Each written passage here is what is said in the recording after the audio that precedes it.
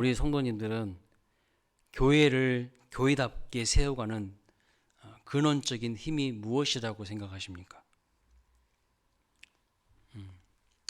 그 교회가요, 우리 광일 교회 같이 건물이 있고 조직이 있고 시스템이 있는 어떤 제도적인 교회이건 아니면 교회된 성도 한 사람 한 사람이건 간에 교회를 교회답게 하는 그 본질적인 것이 무엇이라고 생각하십니까?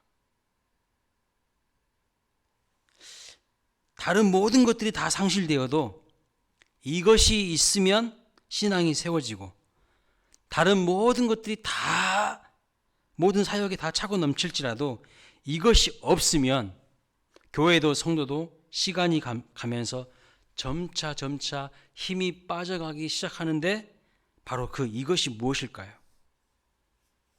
교회와 성도의 본질적이고 근원적인 힘이 무엇이라고 여러분은 보십니까?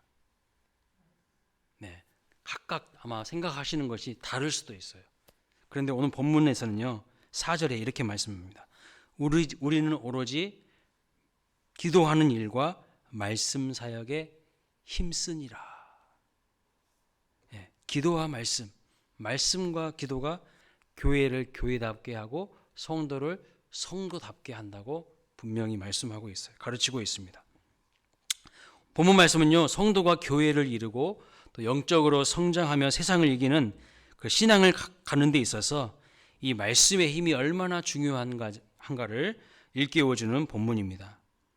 잘 아시는 대로 여러분, 초대 예루살렘 교회는 진공 상태에서 부흥하거나 성장하지 않았습니다. 교회가 생명의 씨앗으로 이 세상에 떨어지고 난 뒤에 교회는 세상의 거친 비바람과 고난을 통과해 가면서 성장을 해 가게 됩니다. 교회가 경험한 고난은 어떤 고난이었습니까? 두 가지 양상으로 드러났죠. 첫째는 외적인 고난, 두 번째는 내적인 고난과 시련이 있었어요. 외적으로는 당시 유대교 성전 그 제사장들과 사두개인들을 중심으로 교회를 핍박하고 박해 있습니다. 내적으로는 어떤 일이 있었습니까? 아나니아와 삽비라 같이 공동체 안에 잔존해 있는 그 죄악의 힘이 교회를 힘들게 했어요. 그러니까 외적으로는 심한 박해가 있었고 내적으로도 교회가 성장하는 데 있어서 이렇게 사단이 아나니아 삽비라 마음을 꿰어서 안타까운 일들이 있었던 것을 볼 수 있습니다. 여러분, 이것이 뭘 의미하는 걸까요? 완벽한 교회는 초대 교회 때부터 없었다는 겁니다. 이 지상에 있는 교회는 완벽한 교회가 단 한 군데도 없다는 거예요. 지상에 있는 모든 교회 중에 더 이상 개선할 것이 없는 완전한 교회는 이미 초대교회부터 존재하지 않았다는 것입니다. 사도행전 5장에서 아나니아와 삽비라의 이 내적인 고난과 시련을 공동체가 아주 잘 극복합니다.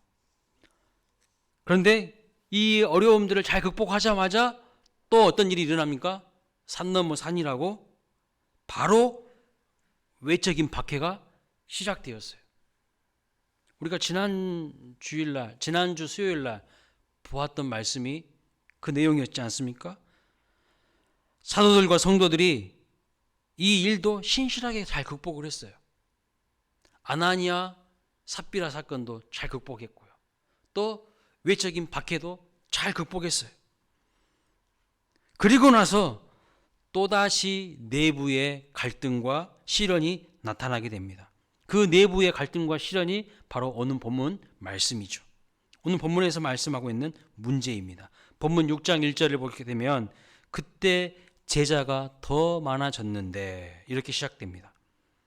교회가 부흥하게 되어서요, 사람들이 많이 늘어났다는 겁니다. 감사한 일이고 좋은 일이에요.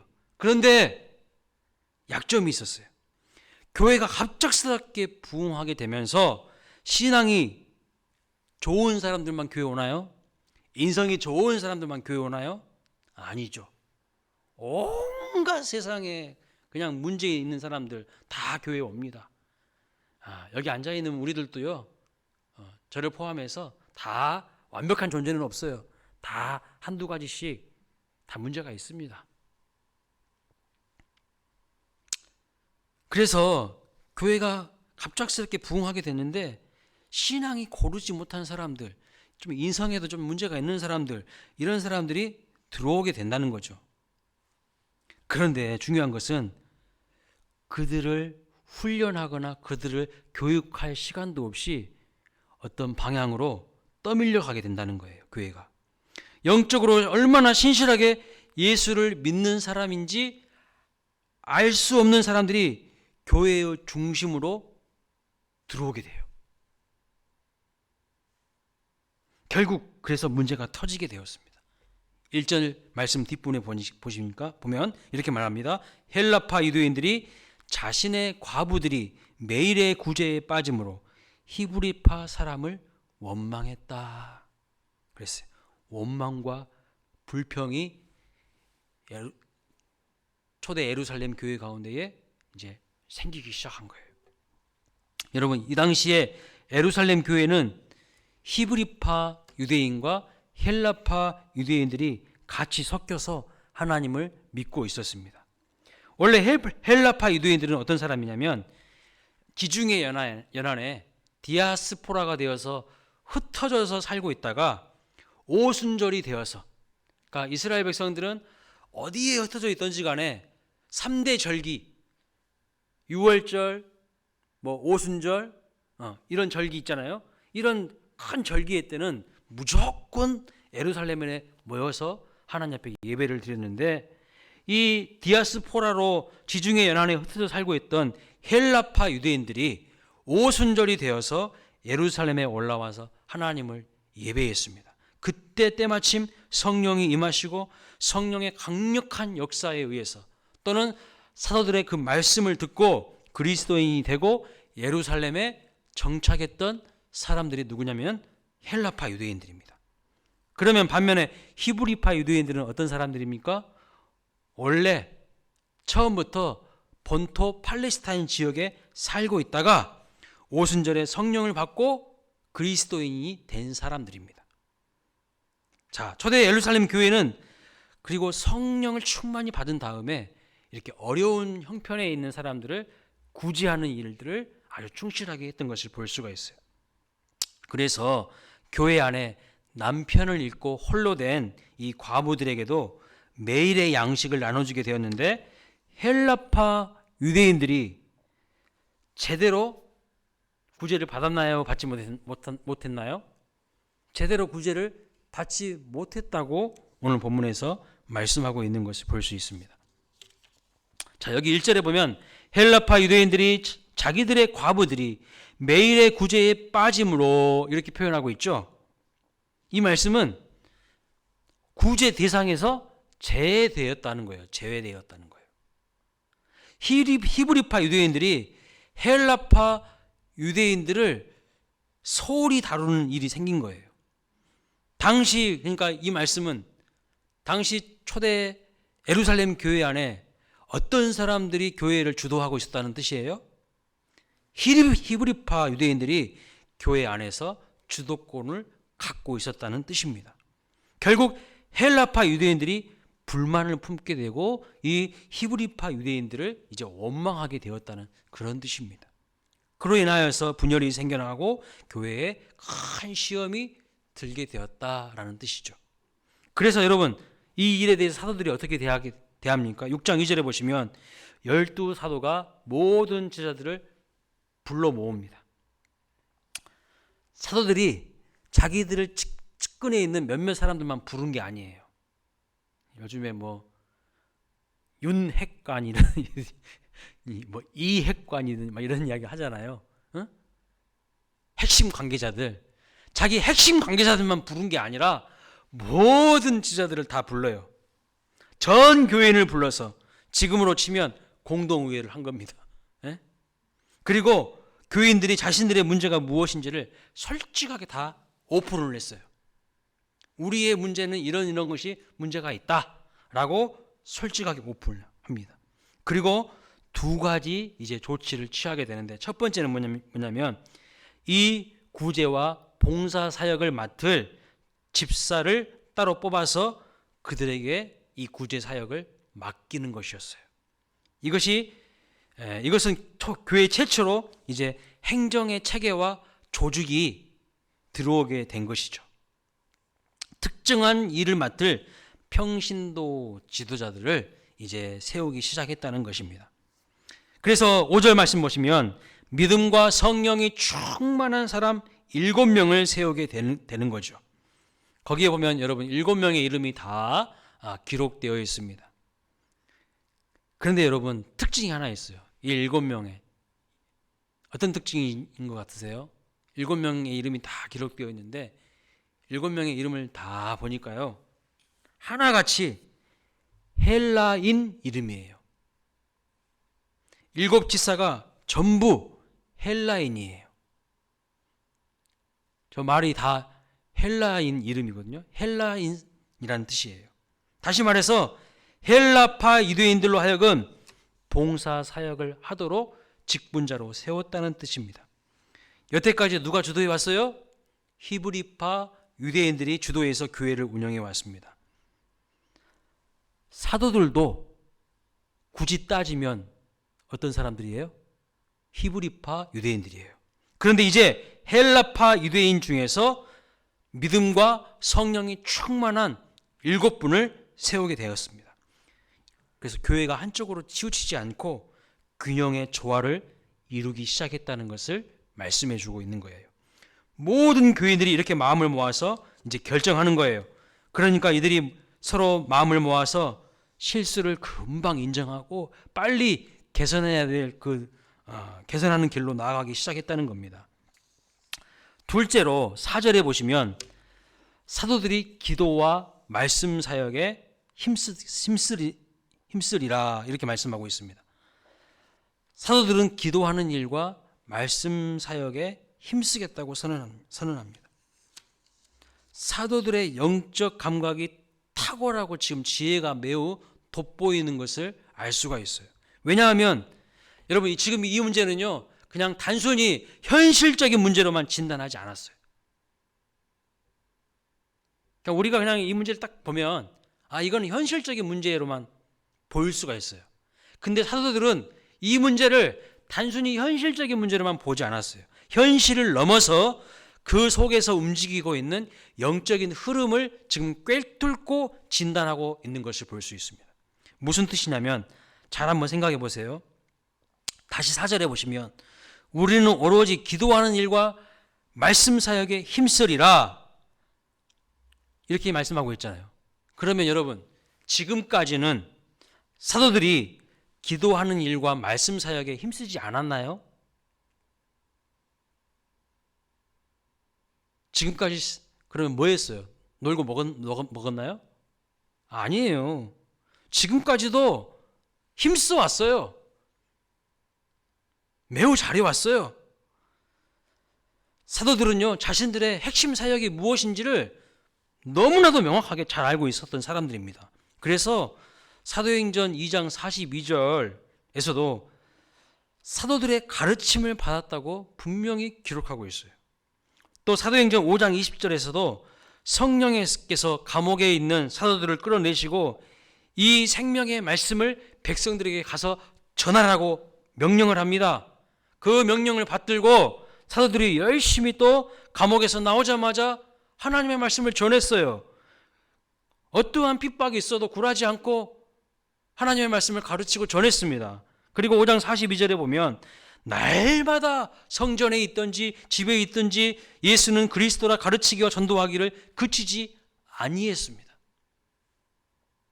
이것을 보면 사도들은 말씀을 가르치는 사역, 기도하는 사역이 자신들이 가장 역점을 두어야 되는 핵심 사역이라는 것을 이미 알고 있었다는 겁니다. 그것뿐만 아니에요. 거기에 더해서 구제하는 일도 봉사하는 일도 소홀히 할 수 없으니까 지금까지 구제와 봉사도 병행해 왔는데 이제는 기도와 말씀 사역에 전념한다는 거예요. 저는요, 목회자 입장에서 이 본문을 보면은 조금 위험해 보여요. 위험해 보여요. 과도한 결정이 아닌가? 라는 생각도 조금 들어요. 물론 7집사를 세워서 일은 하게 하되 어떤 큰 흐름과 큰 그림은 분명히 사도들이 지도를 해 주었을 것입니다. 하지만 이제는 봉사사역의 중심에서 손을 떼고 사도들은 기도와 말씀 전하는 이 일에 힘쓴다, 전념한다, 거기에 올인하겠다고 지금 선언하는 거 있습니다.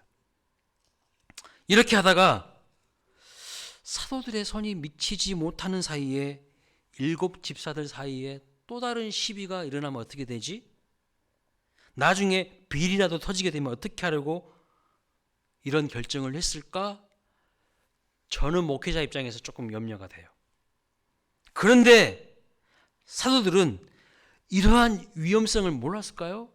저보다 훨씬 뛰어난 분들이기 때문에 이미 다 알고 있어. 이미 다 알고 있어요. 그럼에도 불구하고 그들이 말씀과 기도에 집중하려고 합니다. 왜 그랬을까요? 왜 그랬을까?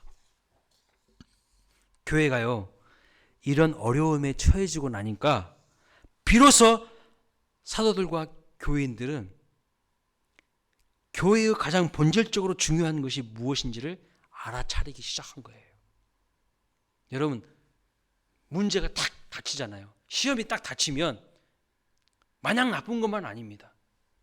시험이 닥쳐봐야, 시험이 있어야 정말 뭐가 중요한지를 깨닫게 돼요. 시험이 있어야죠. 실력이 있어지는 거야. 학교에서도 학생들한테 시험을 봐야 돼요. 시험을 안 보니까 공부도 안 해. 실력이 있는지 없는지도 몰라요. 근데 이 어려움을 통하여서 교회가 정말 본질적으로 중요한 것이 무엇인지를 비로소 깨닫고 눈이 열리기 시작한 거예요. 본래 초대교회 예루살렘 교회는요, 이런 종류의 문제로 싸우던 교회였습니까? 이런 종류의 문제로 싸우는 교회가 아니었어요. 양식을 분배하는 문제로 시험에 드는 그런 정도 수준의 교회가 절대 아니었습니다. 정반대였어요. 누가 시키지 않았는데도요, 강요하지 않았음에도 불구하고요, 자신이 가진 재산을 팔아서 형제 자매의 필요를 채워주었고요, 서로 나누어 쓰는 그런 교회였습니다. 그 정도로 하나님을 한 아버지로 섬기면서 믿고 서로 형제 자매로 살려는 믿음이 강력했던 교회가 초대 예루살렘 교회였어요. 교회 안에 우리는 하나님 안에서 한 가족이라는 가족 의식이 투철했던 그런 교회였습니다. 사랑이 넘치고 정이 넘치는 교회였습니다. 그래서 믿지 않는 사람들조차도 이 초대 예루살렘 교회를 가리켜서 무엇이라고 평가했습니까? 사도행전 2장에 보시면 예루살렘 교회를 향하여서 칭송했어요. 믿지 않는 사람들조차도 교회를 칭찬했어요. 오늘 우리가 깊이 배워야 되는 대목입니다. 자, 이랬던 초대 예루살렘 교회가 성도들이 점차 이런 문제로 갈등하고 대립하면서 원망이 가득해지기 시작했다는 거예요. 도대체 무슨 문제일까요? 서로를 신뢰하지 못했다는 겁니다. 한쪽 부류의 사람들은 자기와 같은 그 문화가 같은 쪽에 있는 사람들만 챙기고, 문화가 다른 쪽에 있는 사람들은 구제, 양식을 배분하는 데 있어서 홀대하고 그냥 소외시켜 버립니다. 이거 실수가 아니에요. 의도적으로 그렇게 한 게 있었어요. 교인들이 많아지면서 챙겨야 되는 과부의 숫자도 많아지게 되니까 히브리파 유대인들은요, 팔이 안쪽으로 굽는다고 자기 쪽에 있는 사람들을 더 많이 챙기고요, 헬라파 유대인들을 소외시켜 버린 거예요. 그리고 다른 한쪽인 헬라파 유대인들은 이에 대해서 불만을 품고 나중에는 신앙의 근간이 흔들릴 정도로 원망을 쏟아내고 있는 것을 볼 수 있어요. 여기서 원망했다는 단어가 나오잖아요. 이 원망했다는 단어는요, 구약에 출애굽한 이스라엘 백성들이 광야에서 틈만 나면 원망불평했다 하는 그 단어랑 동일한 뜻을 가지고 있는 단어예요. 그러니까 심각한 수준이었어요.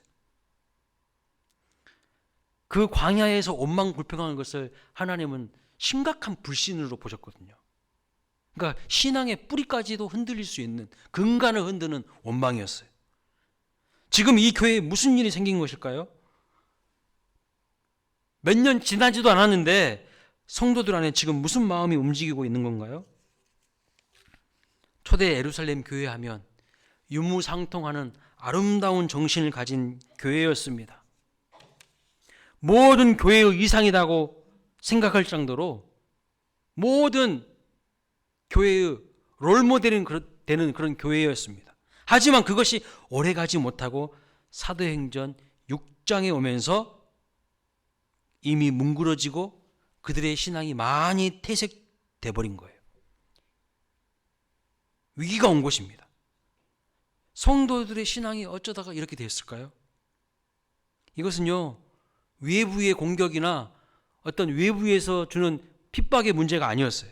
순전히 내부의 일입니다. 지금 사도행전 6장에서 말하고 있는 예루살렘 교회의 핵심 이슈, 핵심 문제는 무엇입니까? 표면적으로는 그냥 눈에 띄기로는 헬라파 유대인들이 구제에서 죄됨으로 히브리파 유대인들에게 원망이 생긴 것이지만 근본적인 문제는 뭐예요? 교회 안에 뭐가 식어진 거예요? 사랑이 식어진 거예요. 교회 안에 은혜가 사라진 거예요. 그래서 사도들은 그것을 정확하게 꿰뚫어 본 거예요. 단순히 말씀과 성령이 충만한 일곱 집사 세워가지고 될 문제가 아니라는 것을 안 거예요. 처음 예루살렘 교회는 이러지 않았어요. 몇 년 되지도 않았는데 이런 안타까운 일들이 이제 심각할 정도로 벌어지고 있다는 거예요. 근본적으로 보면 하나님이 교회를 다스리시는 그 힘이 약화된 거예요. 그리고 사람들끼리 서로 잘했다 못했다 인간의 주장만 난무해지는 겁니다. 하나님께서 교회를 강력하게 다스리실 때는 달랐어요. 오순절 성령 강림 이후에 성령의 강력한 역사로 온 성도가 감격해서 살 때는요 달랐어요. 서로 자기의 것을 내 것이라고 여기지 않고 서로 나눠서 사용했습니다. 그러면서도요 행복해서 늘 즐거웠어요. 환경과 상황은 열악했어도 서로 사랑하고 서로 돕고 항상 기뻤어요. 그 당시에 누군가에게 가야 할 구제 사역을 소홀히 한다는 것은 상상할 수 없는 일이었습니다. 불만이 쌓일 정도까지 계속 그렇게 한다는 것은 있을 수가 없는 일이었어요. 그런데 불과 몇 해가 지나지 않아서 지금 이러한 일들이 벌어졌다는 거예요. 은혜가 식었다는 뜻입니다. 하나님으로부터 거리가 멀어졌다는 뜻이에요.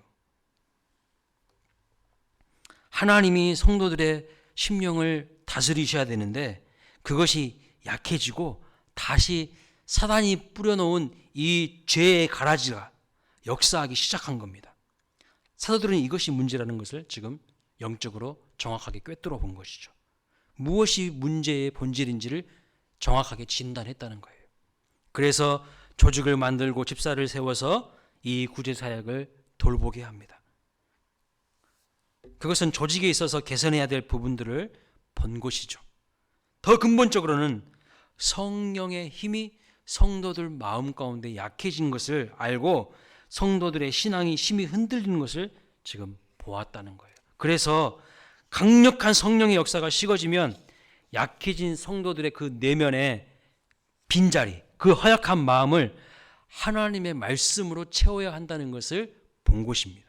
하나님의 말씀이 성도들 심령을 다스리게 하심으로 성도들을 다시 은혜 위에 든든히 세워야 한다는 것을 깨닫게 된 거예요. 그렇게 하려고 하다 보니까 뭘 보게 된 겁니까? 자신들이 지금 너무나도 여러 가지 사역을 하고 있다는 것을 깨닫게 된 거예요. 사도들이 기도하는 일과 말씀 사역만 했나요? 구제하고 봉사하고 그것만 했을까요? 하는 일들이 너무 많은 거예요. 그런데 더 많은 시간과 에너지를 쏟아 부을 수 있어야 되는데 시간적으로, 물리적으로 여러 가지 면에서 한계가 있는 겁니다. 그래서 구제 사역은 말씀과 성령이 충만한 7 집사님에게 맡기고 본인들이 해야 되는 핵심 사역인 말씀과 기도하는 일에 집중했다는 것이죠. 그래서 교회 안에 이렇게 사역의 분담이 이루어지게 됩니다. 자, 여러분, 이렇게 조치를 했더니 어떻게 바뀌었습니까? 그 원망이 어떻게 바뀌었습니까? 5절 말씀 보세요. 온 무리가 이 말을 기뻐하여. 원망에서 기쁨으로 바뀌네요. 온 성도들이 기뻐했습니다. 원망에서 기쁨으로 바뀐 이유가 무엇이라고요? 사도들이 말씀과 기도에 집중할 수 있었기 때문입니다. 그로 인해서 결국 어떻게 됩니까? 7절 보세요. 하나님의 말씀이 점점 왕성하여져 갔습니다. 교회가 성령의 역사와 말씀의 역사가 이제 함께 하기 시작했다는 뜻이죠. 그리고 7절 하반절에 보면 더 놀라운 일이 생깁니다. 어떤 일이죠? 예루살렘에 있는 제자의 수가 더 심히 많아지고 허다한 제사장의 무리도 이 도에 복종하니라 그랬습니다. 여러분, 여기서 말하고 있는 제사장이 누굽니까? 제사장이 누구예요? 유대교 골수분자들이에요. 예? 유대교의 골수분자들. 그냥 아주 유대교의 교리를 해박하게 머릿속에 꿰뚫고 있으면서 사람들의 정신세계를 움직였던 사람들이에요. 그러니까 당대의 최고의 지식인 그룹이 이 제사장들이에요. 성령께서 강력하게 역사하실 때 이스라엘 백성들의 마음은 움직였지만 이 제사장들의 마음을 움직이지를 못했는데, 이제 이 예루살렘 공동체에 말씀의 역사가 일어나기 시작하면서부터 제사장들의 머릿속에 있었던 그 지성과 그 지식 체계를 하나님의 말씀이 뒤흔들어 버리기 시작했다는 거예요. 그래서 이들 속에 있었던 그릇된 사상과 잘못된 신학을 물리치게 만들고 예수 그리스도의 도에 진정 복종하게 하는 부흥의 역사가 일어나게 된 것입니다. 즉 다시 말하면 그 사회의 지식인들이 하나님의 말씀에 의해서 돌아오게 되는 놀라운 역사가 일어나게 됐다는 거예요. 사도행전 6장에 초대 예루살렘 교회의 문제는 무엇이었습니까? 은혜가 식었다는 거예요. 은혜가 식었으니까요, 하는 모든 일에 불평불만이 일어날 수밖에 없어요. 불평하고 원망하는 일이 생깁니다. 은혜가 식으면요, 낙심하게 하는 그런 마음들이 자주 찾아오게 됩니다. 여러분, 우리가 고단한 인생을 살아가면서 원망과 불평하는 일들이 자꾸 발생합니까? 돌아보셔야 돼요.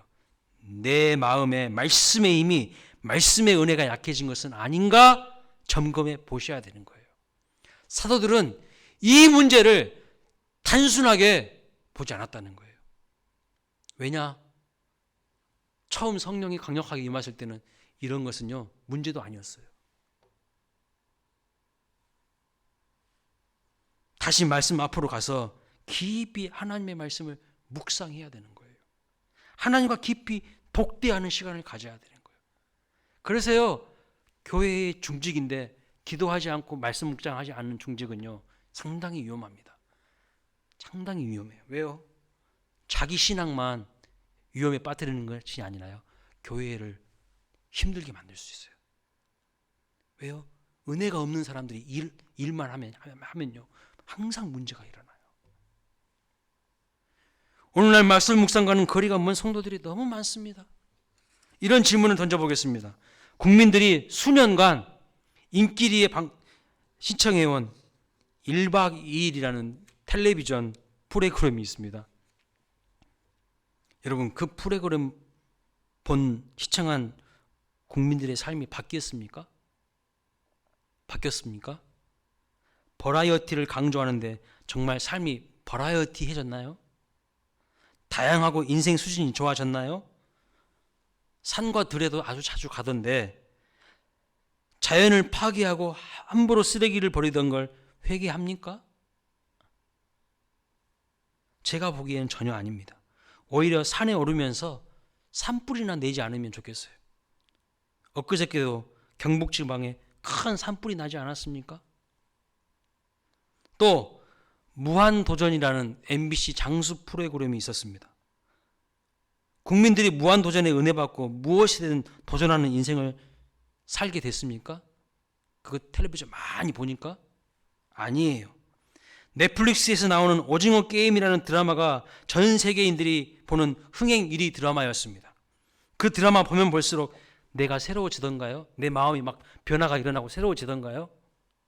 아닙니다. 오락은 오락일 뿐 인생 해답이 절대 될 수 없어요. 그런데 전부 다 텔레비전을 나의 목자로 삼고 있어요. 제가 왜 이런 질문을 합니까? 하나님의 말씀에는 관심이 없고 오락, 레저, 사상, 정치운동으로 대신하려고 하는 풍조들이 너무나도 많기 때문입니다. 텔레비전 프로그램이 나쁜 건 아닙니다. 다만 말씀을 대체하는 대용품이 나타날 때 그것은 불행의 시작이라는 뜻이에요. 영적 침체의 지름길이에요. 다시 말씀드리거니와 인간의 진정한 필요는 지루한 인생을 재미있게 하는 오락이 아닙니다. 마귀는요, 우리에게 생명력을 빼앗아 가버릴 때 어떤 전략을 쓰는 줄 아세요? 하나님의 말씀에서 자꾸 멀어지게 하는 거예요. 하나님의 말씀에 흥미를 갖지 못하게 합니다. 그것이 아담과 하하 때부터 마귀가 우리를 하나님에게서 멀어지게 하는 전략이었어요. 그래서 말씀을 묵상해야 되는데 텔레비전 앞에 앉아 있어요. 드라마 앞에 앉아 있어요. 스포츠에 빠지게 만들어요. 세상에 여러 가지 자극적인 문화에 푹 젖어지게 만들어요. 그래서 교회도 오지 않아요. 자리가 텅 비어 있어요. 그런데 그렇게 많이 하는데 정말 그 사람들의 마음이 새로워집니까? 삶의 변화가 일어나던가요? 천만의 말씀, 만만의 콩떡이죠. 사느냐 죽느냐가 하나님의 말씀에 달려 있다는 거예요. 그래서 사도들은 중대한 선언을 합니다. 구제를 내려놓고 말씀과 기도 사역에 전무하겠다. 이렇게 이야기를 하는 거예요. 과거 개혁 한글 성경에서는 전무하겠다고 표현했는데 이게 무슨 뜻이냐면요. 죽치고 앉아있다 이런 뜻이에요. 죽치고 앉아있다. 끈질기게 계속하다 이런 뜻입니다. 그러나 사람들은 끈질기게 계속해서 말씀을 듣지 않습니다. 어른들은요, 믿음의 선배들은 엉덩이에 종기 나도록 설교 들었습니다. 설교 시간이 1시간 넘는 것은요, 기본이었어요. 그러면서 하나님의 능력을 체험했어요. 그러나 요즘은요, 짧은 설교 좋아합니다. 짧고 핵심을 찌르는 게 명설교래요. 그래서 고로 지우정 목사는 명설교 하기는 글렀어요. 그러나요, 그 명설교를 듣고도 사람들이 바뀌지 않아요. 왜냐하면 하나님의 말씀 앞에 죽치고 앉아있지 않기 때문입니다. 귀를 자극하는 청량제나 맛있는 음료수나 사이다 수준의 설교를 대부분의 사람들이 원합니다. 그러나 중병은요, 아무리 청량제나 음료수를 마셔도 낫지 않듯이 청량제나 음료수 수준의 설교에는요, 절대 변화가 없어요. 있을 수가 없어요. 마음이 새로워질 수가 없어요. 성령은요, 끈질기게 죽치고 앉아서 하나님의 말씀을 듣는 사람에게 은혜를 주시고 새롭게 하시는 거예요. 죽치고 앉아서 하나님의 말씀을 깊이 대면하고 하나님과 독대하고 하나님이 나에게 무엇이라고 말씀하는지 귀를 기울이는 그 사람을 통하여서 하나님은 변화를 일으키시고 새로운 바람을 일으키시는 거예요. 설교자들에게도 문제가 많습니다. 사도시대 이후에 가장 영향력 있는 설교자라고 평가받는 스펄전이라는 분이 있습니다. 스펄전, 찰스 스펄전. 이분이 이런 말을 했어요. 요즘 설교자는 설교로 사람이 바뀌길 기대조차 하지 않는다. 이렇게 정확하게 지적했습니다. 그런 기대 없는 설교를 듣고 여러분 누가 바뀌겠습니까? 아무도 바뀌지 않죠. 뭐예요? 모두 말씀에 힘쓰지 않는 현상이에요. 그러니까 영적인 조무래기들밖에 나타나지 않는 거예요. 영적인 고목이 나타나야 되는데 영적인 고목이 안 나타나요. 지금 우리는요, 코로나로 인하여서 2년 넘게 전혀 경험하지 못하는 새로운 삶을 경험하고 있습니다. 한 번도 가보지 않은 전대미문의 길을 우리가 지금 걸어가고 있어요. 코로나를 통과하면서 교회들마다 사역과 그 재정 등 여러 가지 항목에 대해서 조사를 해보고 결산을 해봤더니 코로나로 인해서 뿌리가 흔들리는 그런 교회가 있는가 하면 이 코로나 속에서도 오히려 성도들이 내적으로 더 마음이 하나 되고 성장하는 교회들이 있다는 것이 조사 결과 드러났어요. 확연히 차이가 드러나고 있습니다. 그렇다면 어디에서부터 이런 차이가 발생했을까요? 겉모양은 똑같은 교회 같아 보여요. 다 비슷해, 겉모양은. 그런데요, 어떤 차이에서 이 코로나 2년 넘고 이제 3년을 통과하는 이 시점에서요, 어떤 교회는 푹 주저앉은 교회가 있어요. 다 시들시들해져 버렸어 이제.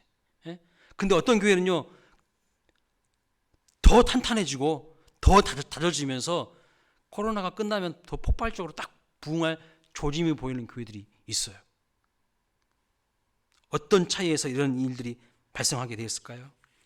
그동안 꾸준하게 훈련하는 교회, 그동안 꾸준하게 말씀 묵상과 기도를 강조하던 교회, 본질에 충실하던 교회는요, 오히려 강해지는 역사가 일어나는 반면에 말씀으로 내면이 다져지지 않는 교회, 맨날 놀기나 좋아하고 오락이나 좋아하던 교회들은요, 점차 시들어지고 아예 교회의 뿌리가 흔들린다는 연구 보고입니다.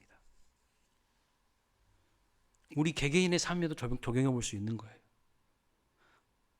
내가 하나님의 말씀에 붙잡혀 있고 말씀으로 내 내면이 다져져 있습니까? 아니면 맨날 오락이나 좋아하고 세상 재미나 좋아하고. 한국 교회가 이 코로나 속에서 확실하게 받은 교훈이 있어요. 본질에 충실한 교회는 살아남는다는 거예요. 본질에 충실한 교회와 성도가 강해지고 결국은 세상을 이긴다는 겁니다. 본질 중에 본질이 뭐예요? 하나님의 말씀과 기도예요. 이거 제껴놓고 아무리 조직이 좋고 시스템이 좋아도요, 시들어지게 되어 있어요. 마음의 온망이 변하여 기쁨으로 가는 길이 무엇이라고 말씀합니까? 말씀과 기도에 있다는 것을 분명히 알아야 됩니다. 사랑하는 성도님들, 날마다 하나님의 말씀을 붙들고 기도하시기를 축원합니다. 네. 초대 예루살렘 교회의 문제는 바로 이거였어요. 사도들은 그것을 정확하게 진단할 수 있었어요. 단순히 그냥 업무 분장한다고 해서 되는 게 아니에요. 그래서 우리 교회는요, 반드시 매일 성경을 들고 다니면서 늘 묵상했으면 좋겠습니다. 매일 성경을 늘 묵상. 가정에서도요, 묵상한 거 나누세요. 부부들 또 가족들, 자녀들하고 나누세요. 그리고 열심히 가르치세요, 자녀들에게. 근데 부모님들이 알아야지 가르치지. 부모님들도 모르니까 열심히 배우셔야 되는 거죠. 열심히 배우시고 열심히 가르치시고, 그래야 그 가정은 미래가 밝고요, 그 교회는요 앞으로 부흥할 가능성이 있는 겁니다.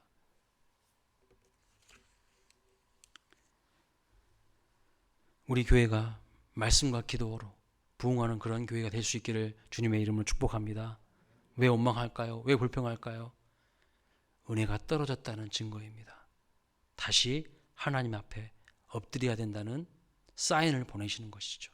그럴 때 이 원망에서 기쁨으로 갈 수 있다. 말씀과 기도에 집중할 때에 다시 우리의 심령이 회복될 수 있다는 것을, 그러므로 말미암아서 하나님의 말씀이 점점 왕성하여져서 허다한 사람들이 주께로 돌아온 아름다운 역사가 나타날 수 있기를 소망합니다. 아멘. 자, 오늘 우리 주신 말씀 붙잡고 같이 기도하기를 원합니다. 하나님, 내가 얼마나 하나님의 말씀을 사모하고 하나님의 말씀 알기를 힘쓰며 하나님의 말씀을 서로 나누고 또 그것들이 우리의 삶을 다스리고 우리의 삶을 움직이는지, 하나님 말씀을 가까이 하며 말씀을 사랑하는 우리의 삶이 될 수 있게 해달라고, 기도하는 일에 더 힘쓰는 우리의 삶이 될 수 있게 해달라고, 우리 다 함께 주여 부르고 통성으로 기도하겠습니다. 주여 하나님 아버지, 그렇습니다. 하나님 아버지, 교회 안에 원망이, 아버지 다툼이, 분열이 일어나는 이유가 무엇입니까? 하나님 아버지, 성령 충만하지 못하고 하나님의 말씀이 집중하지 못하고 하나님 아버지, 다른 것에 너무나도 많이 우리의 마음이 빼앗겨 있기 때문 아닙니까? 세상에 너무나도 많이 우리의 마음이 빼앗겨 있기 때문 아닙니까? 주님, 우리의 마음을 다스려 주시옵소서. 우리의 마음이 오직 하나님의 말씀에 가까이 나아갈 수 있도록 인도하여 주옵소서. 주님, 주의 말씀이 내 발의 등이요 내 길에 빛이니이다고 고백할 수 있는 아버지, 우리의 삶이 되게 하여 주옵소서. 하나님,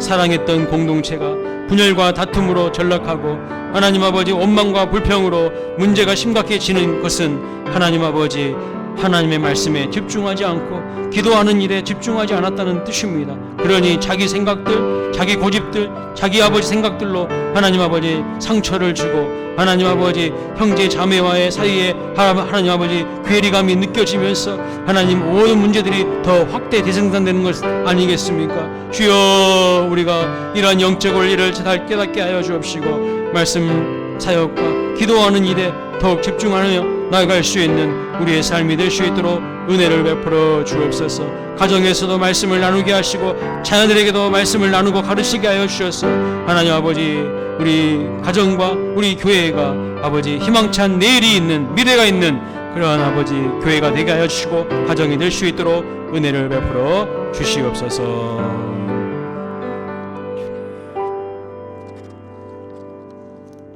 하나님 아버지, 우리 광일교회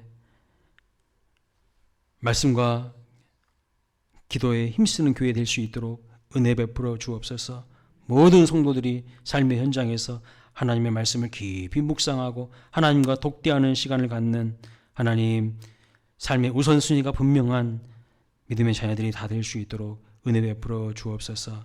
그리하여서 하나님, 은혜가 떨어지지 않게 하여 주옵시고 은혜가 떨어질 때에 원망과 불평과 모든 것들이 하나님 문제가 발생하게 됩니다. 주여, 우리가 중심을 잃지 않는 삶을 살아갈 수 있도록 은혜 베풀어 주시옵소서. 감사하며 예수님의 이름으로 기도하옵나이다. 아멘. 우리 400